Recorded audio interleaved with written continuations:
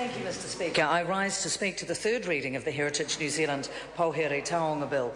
As the Minister who has shepherded this through the House noted earlier, this is a new era for the Historic Places Trust. He paid tribute to the people who have served loyally in all the branches and in the management structures of the Trust over some 60 years now. And the names Judge Shona Kenderdine, Nadia Glashich, Ian Athfield, Sutumuta Heuheu, these are people with enormous integrity who've put a lot of energy and time and effort into ensuring that the old Historic Places Trust did its job very well.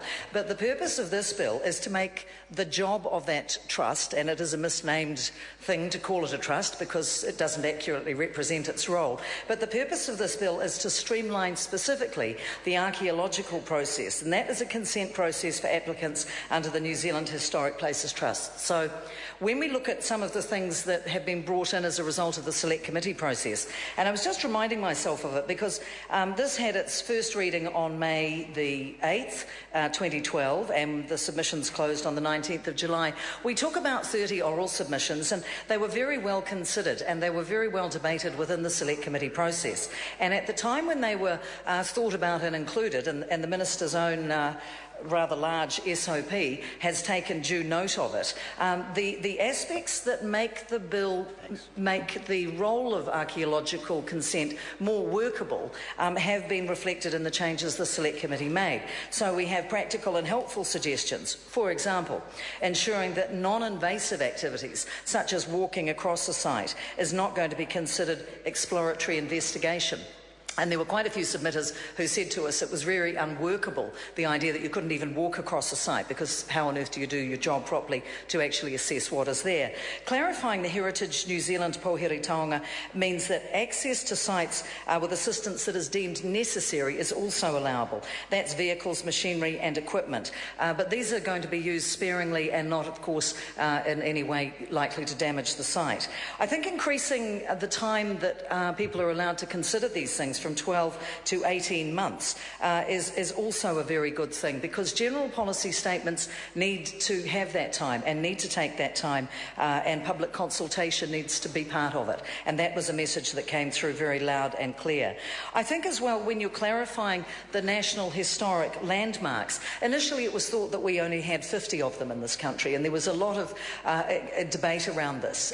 How do you deem one building or one site to be more worthwhile than another of historic protection at the highest level? And eventually the numbers were thrown out, and places will be assessed on their own merits because, for example, this building that we're in now is a precinct, and it will be taken as one place and not a series of buildings. So I think that there have been some very practical suggestions that have been listened to and will make the working of this piece of legislation all the better.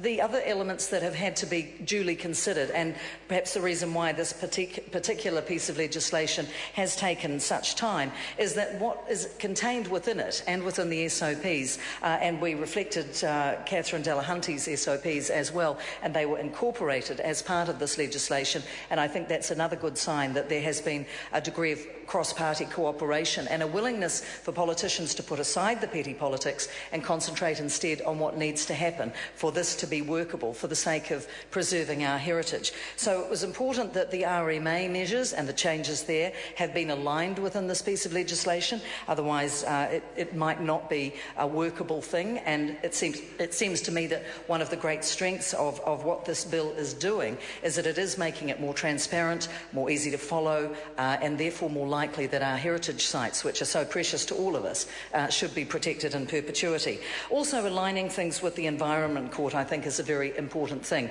There's no need to reinvent the wheel.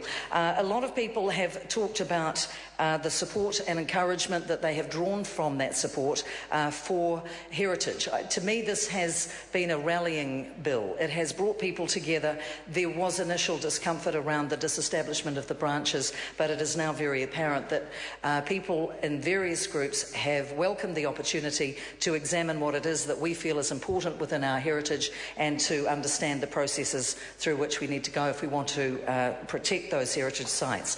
So, as the Minister said earlier, a new name, a new statute, a new lease of life and a new era. And that is why I commend this bill to the House. Thank you. I call Grant Robertson. Thank you, Mr Speaker. I rise to support the Heritage New Zealand Pouhere Taonga Bill.